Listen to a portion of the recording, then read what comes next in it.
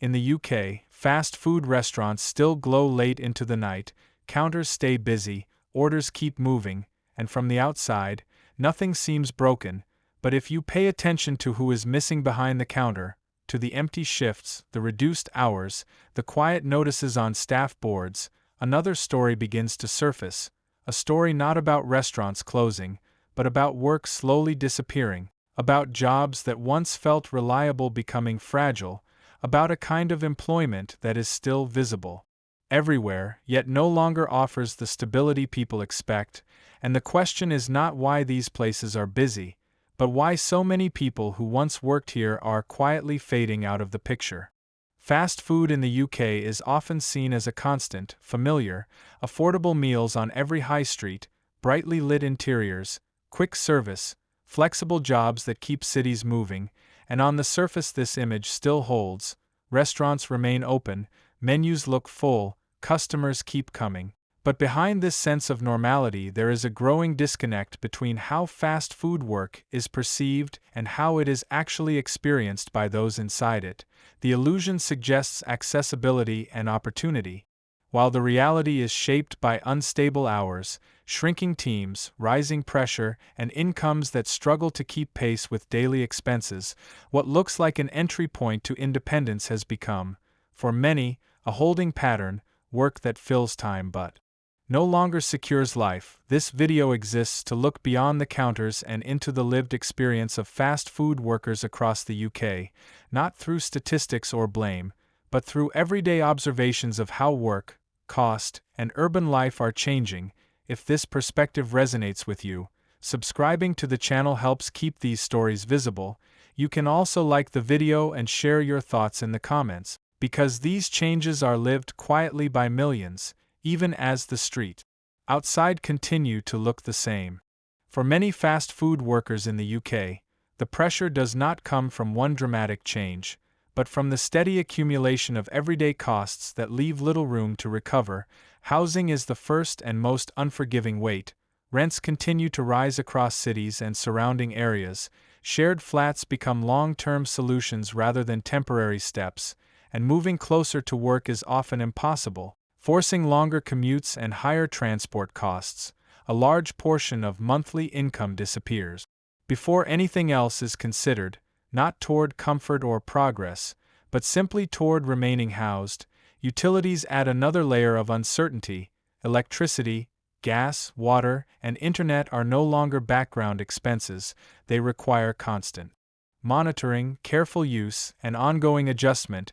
Many workers learn to limit heating, shorten usage, or delay payments, not out of choice, but necessity. Food follows the same pattern. Fast food workers serve meals all day, yet their own shopping baskets shrink, brand choices disappear. Meals are planned around price rather than nutrition or preference. Small indulgences fade quietly, replaced by calculation. Transport connects everything together and amplifies the strain. Buses, trains, fuel, maintenance, and insurance are not optional, they are requirements to keep working. Missed connections or fare increases translate directly into stress. Together these costs consume income at a speed that leaves little behind. Wages arrive and are quickly absorbed, rent paid, bills covered, essentials secured, with almost nothing left for saving, rest, or unexpected events. This creates a fragile balance. One disrupted appliance, one illness, one reduced shift can push finances into immediate difficulty. The invisible weight of the cost of living reshapes behavior over time. Workers decline social invitations, reduce movement, delay personal goals, and accept limitations that once felt temporary. The outside world may still see fast food work as accessible and flexible, but inside these lives, flexibility often means vulnerability, adapting constantly without gaining stability. The pressure rarely announces itself. It appears in quieter decisions, shorter shopping lists, longer commutes, fewer options, and a growing sense that effort is being consumed rather than rewarded. This is how the cost of living changes work, not by removing jobs overnight, but by slowly tightening the space in which people are expected to survive. Working full-time in fast food once offered a basic sense of reliability in the UK. predictable shifts, steady pay, and the assumption that consistent effort would at least cover essential needs. But that relationship has changed quietly over time. Many workers are still employed, still clocking in, still serving customers at a constant pace, yet the connection between hours worked and financial stability has weakened. Wages rise slowly or remain static, while expenses continue to adjust upward, creating a gap that workers are expected to absorb through flexibility, longer availability, or additional roles. Full-time contracts increasingly come with variable schedules, split shifts, or reduced guaranteed hours. Income becomes something that fluctuates rather than anchors. Planning ahead grows difficult when pay is never fully certain. Even small changes in weekly hours can have immediate consequences for rent, transport, and food budgets. Some workers take on second jobs or informal work, not to advance, but to stabilize. Others accept overtime when available, even when exhaustion builds, because missing hours means falling behind. The idea of progression inside fast food has also narrowed. Promotions exist but often bring responsibility without meaningful financial improvement. Supervisory roles carry pressure without proportional security. The latter feels shorter and less rewarding. For younger workers, this reality reshapes expectations early. Full-time work no longer signals independence, it signals constant maintenance, staying afloat rather than moving forward. For older workers, the pressure is different but equally heavy. Income must stretch further, savings feel insufficient, and reducing hours is rarely an option. Work becomes less about development and more about endurance. The emotional impact of this shift is subtle. Workers rarely describe their situation as crisis. Instead, they speak of managing, adjusting, getting through the month, language that reflects persistence rather than stability. This ongoing strain affects motivation and attachment. Loyalty weakens not from lack of care, but from the absence of return. When effort no longer translates into security, commitment becomes transactional. Fast food work remains visible everywhere. Restaurants open early, close late, serve thousands daily. Yet behind this visibility is a workforce operating with minimal margins, one reduced schedule, one illness, one unexpected cost away from instability. Employment exists, but certainty does not, and this quiet imbalance explains why fast food work in the UK is not collapsing through mass closures, but through gradual erosion. Jobs remain, but their ability to support a life continues to fade. The consequences of this quiet erosion become most visible in everyday life, not through dramatic moments, but through small, repeated adjustments that reshape how people live. Fast food workers across the UK carry a constant mental load, balancing shifts, expenses, and responsibilities with little room for error. Families reorganize routines around affordability, meals are planned carefully, outings are reduced, and shared time becomes structured around what can be afforded rather than what is desired. Parents absorb stress quietly, protecting children from uncertainty while managing it themselves, explaining limits without explaining fear. Young workers experience a different kind of pressure. Independence feels delayed, shared housing extends longer than expected, personal milestones are postponed not because of indecision, but calculation. Relationships are shaped by proximity to work, transport costs, and schedule flexibility, not preference. Adulthood arrives gradually, cautiously, accompanied by constant reassessment. Emotionally, many workers describe a sense of fatigue that goes beyond physical tiredness. It is the exhaustion of constant management, of never fully arriving, of effort that sustains the present but does not build the future. This strain affects confidence and self-perception. Work feels less like progress and more like survival. Urban spaces quietly reflect this shift. High streets remain active but feel less personal. Workers move through them quickly, spending little time or money beyond necessity. Some fast food locations reduce hours, others operate with fewer staff, creating visible pressure behind the counter. Empty storefronts appear nearby, replaced by temporary businesses or left vacant with lights off and signs removed. Neighborhoods begin to change tone, not abruptly, but gradually, familiar places disappear, routines break, recognition fades. The loss is not only economic, it is social. Fast food jobs once offered a sense of entry into the city's rhythm, a way to belong, to participate. As that stability weakens, so does the feeling of connection. People adapt, but adaptation has limits. Social life narrows, spontaneity declines, and trust in continuity weakens. Human impact of this transformation is rarely acknowledged because it unfolds quietly, one shift at a time, one compromise after another, shaping how people relate to work, to the city, and to each other, not through collapse, but through constant, careful endurance.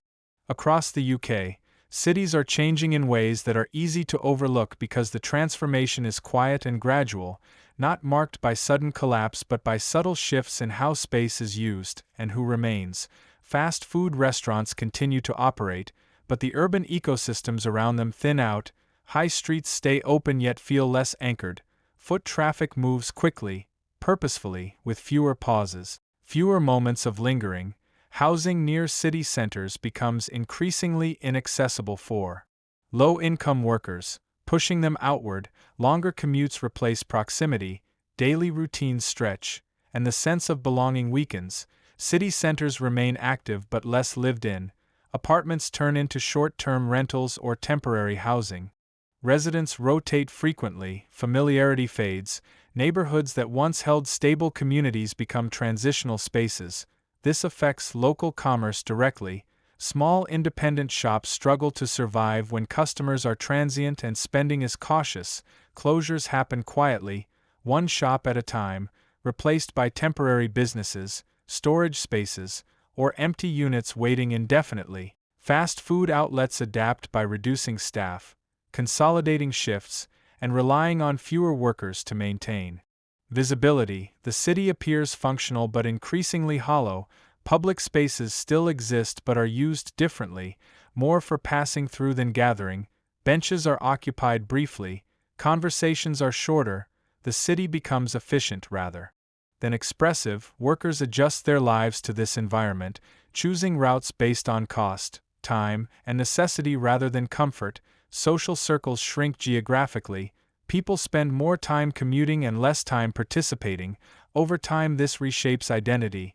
The idea of the city as a shared home gives way to the city as a service point, somewhere to work, earn, and leave. This silent change affects memory as well. Places that once anchored routines disappear. The late-night cafe, the familiar takeaway, the corner shop that knew regulars. When these spaces vanish, they take small pieces of social continuity with them. The result is not an empty city, but a thinner one, still moving, still operating, but offering less space for connection and stability. This is how urban change unfolds when pressure is constant, not dramatic, through quiet redistribution, subtle displacement, and gradual loss of identity, shaping cities that look alive but feel increasingly temporary. One of the least discussed aspects of the quiet decline in fast food work in the UK is how normalized this instability has become. Reduced hours are accepted as flexibility, irregular schedules are framed as adaptability, and constant availability is treated as professionalism. Over time, these conditions stop feeling temporary and start feeling expected. Workers adjust their lives around uncertainty rather than questioning it. Another overlooked reality is how responsibility quietly shifts onto individuals. When income fluctuates, workers are expected to absorb the impact through personal budgeting, extra shifts, or additional jobs. Instability becomes a private problem rather than a structural condition of the work itself. There is also little conversation about the emotional cost of this normalization. The constant need to manage schedules, finances, and availability creates a background stress that rarely finds language. People do not speak of crisis, they speak of coping, of making it work, of getting through, and this language hides how narrow the margins have become.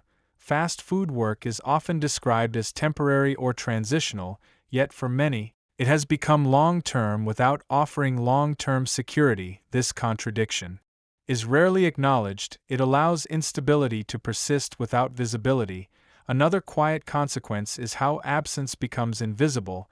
When workers leave due to exhaustion, financial pressure, or lack of stability, their departure is rarely noticed. Shifts are redistributed, teams shrink, service continues, the work remains visible while the workforce erodes. There is also limited discussion about how this affects cities collectively. Fast food outlets rely on a steady workforce to maintain extended hours and accessibility.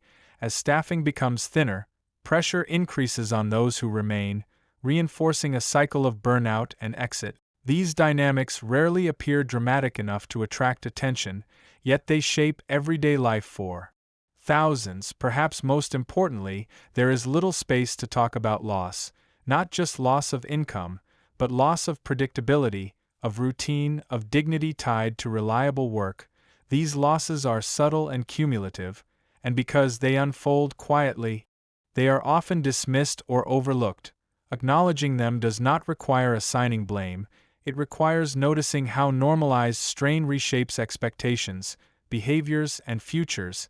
The quiet collapse of fast food work is not defined by sudden unemployment, but by the slow acceptance of conditions that offer less while asking more, and until this is named and seen, it continues, unnoticed, embedded in the everyday rhythm of working life.